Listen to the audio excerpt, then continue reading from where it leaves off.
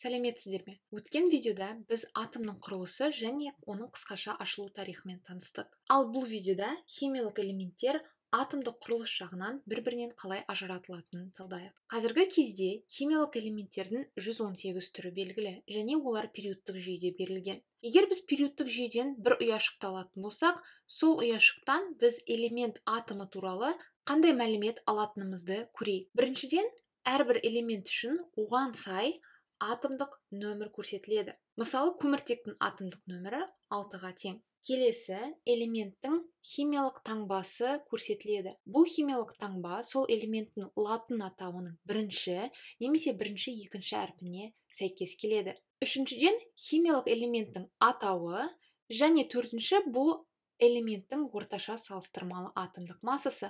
Болашақта бізде осы орташа салыстырмалы атомдық масса бойынша видео болады. Енді біз химиялық элементті дәптерге жазған кезде біз сол элементтің таңбасын көрсетеміз және төменгі сол жағына сол элементтің периодтық жүйедегі атомдық нөмірін көрсетеміз және жоғарғы сол жағына элементтің массалық саны көрсетіледі. Элементтің массалық саны және орташа салыстырмалы атомдық массалары әртүрлі ұғымдар болып келеді. Сондықтан бұл екі ұғымды бір-бірінен шатастырмаңыз. Енді атомдық нөмір және массалық сан элементтің атомдық құрылысы жайлы қандай мәлімет береді? Біріншіден, атомдық нөмірден бастайық. Атомдық нөмірді біз латын Z әрпімен белгілейміз және атомдық нөмір атом ядросындағы протондардың санын көрсетеді. Және атомдар электр бейтарап болғандықтан, ол сонымен қатар электрон санын да көрсетеді. Протондар саны сонымен қатар элементтің ядро зарядын анықтайды. Неліктен протондар саны атомның ядро зарядын анықтайды екен? Егер біз атом ядросына қарайтын болсақ,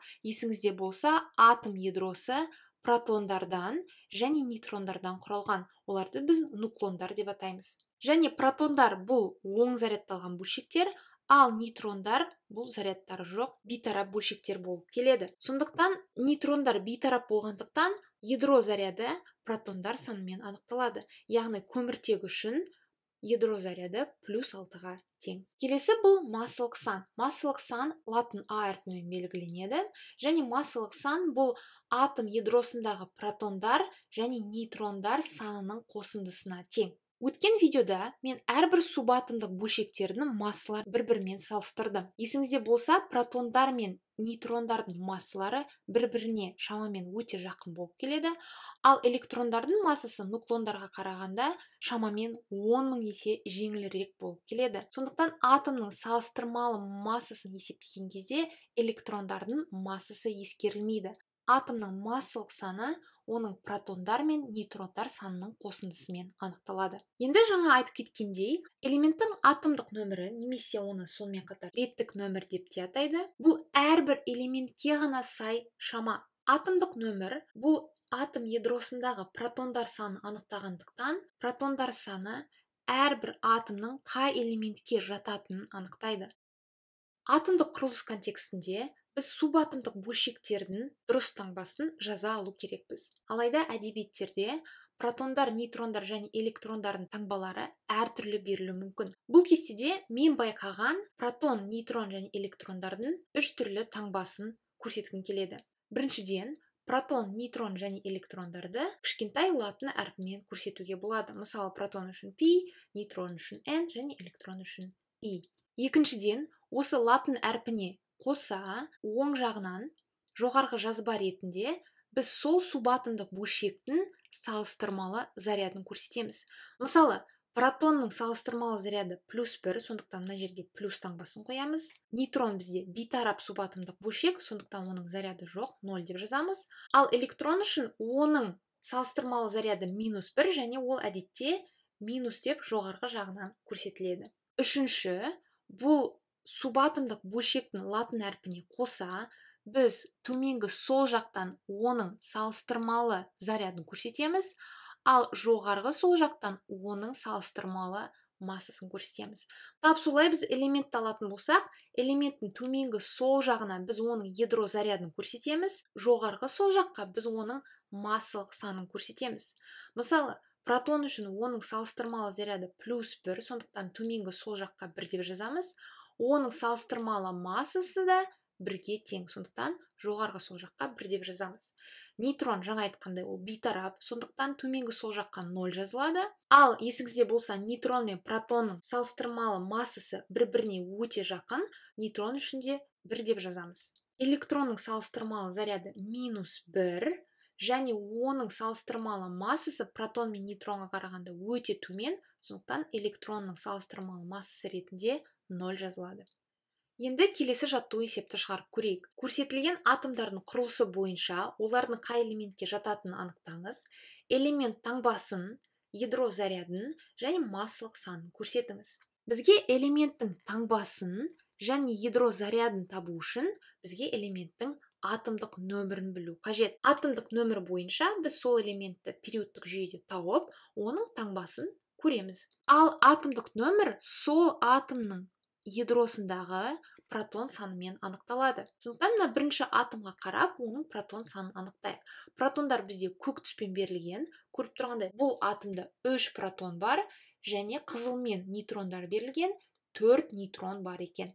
Енді элементте 3 протон болғандықтан біз периодтық жүйені ашып, реттік нөмір 3 бұл литий болып келеді. Яғни бұл жерге литий деп жазамыз. Оның атомдық нөмірі 3, себебі 3 протоны бар. Енді массалық санын табу үшін біз протон санын және нейтрон санын бір-біріне қосу қажет. Себебі массалық сан бұл протон және нейтрон санының қосындысымен анықталады. 3-ке 4-ті қосатын болсақ, 7 шығады. Яғни мына литий атомы үшін оның массалық саны 7-ге тең. Екінші мысалда тап солай 2 протон бар, және бұл атомда 3 нейтрон бар екен. 2 протон болғандықтан оның атомдық нөмірі 2-ге тең. Сондықтан периодтық жүйеден мен екінші элементті табам. Реттік нөмір 2 бұл гелий. Мына жерге гелий деп жазамыз. Атомдық нөмірі 2-ге тең, және массалық санын табу үшін біз 2-ге 3-ті қосамыз. Мына бізде 5 шығады. Яғни бұл гелий атомының массалық саны 5-ке тең. Келесі жаттығу есепте бізге төмендегі кестені толтыру керек. Бізге 3 түрлі элемент берілген. Сол элементтің таңбасын, элементтің атауын, массалық санын, нейтрондар санын, протондар санын және электрондар санын көрсету керек. Бірінші мысалдан бастайық. Бізге аргентум деп аталатын элемент таңбасы көрсетілген. Оның массалық саны 109-ға тең, сондықтан мына жерге 109 деп жазамыз. Енді элемент атауын табу үшін сіз периодтық жүйеден таба аласыз, немесе оның таңбасы бойынша біз көре аламыз аргентум деген күміс. Келесі бізге нейтрондар санын анықтау керек, алайда нейтрондар санын анықтаудан бұрын біз сол элементтің протондар санын анықтайық. Біз бұл күміс екенін білеміз, сондықтан периодтық жүйені ашатын болсақ, және күмісті табамыз. Күміс мына жерде берілген. Оның атомдық нөмірі 47. Сондықтан атомдық нөмірі 47-ге тең болғандықтан, оның протондар саны да 47-ге тең. Енді атомдар электр бейтарап болғандықтан, протондар саны мен электрондар саны бір-біріне тең болады, сондықтан электрондар саны да 47. Нейтрондар санын анықтау үшін біз массалық санына назар аудару керекпіз. Массалық сан бұл протондар саны мен нейтрондар санының қосындысына тең. Сондықтан маған нейтрондар санын анықтау керек болса, мен оның массалық санынан протондар санын алып тастаймын. 109-дан 47-ні алатын болсақ, бізде 62 нейтрон шығады. Келесі силициум 28. Кейде массалық санды жоғарғы сол жақтан емес, былай да жазады. Силициум дегеніміз, бұл периодтық жүйеден қарасаңыз, бұл кремний элементі. Және көріп тұрғандай, оның массалық саны 28-ге тең. Тап солай, нейтрондар санын анықтаудан бұрын бізге ең бастысы протондар санын тауып алу керек. Периодтық жүйеде кремнийді табамыз. Кремний 14-ші элемент, яғни оның атомдық нөмірі 14-ке тең. Сондықтан протондар саны да 14-ке тең.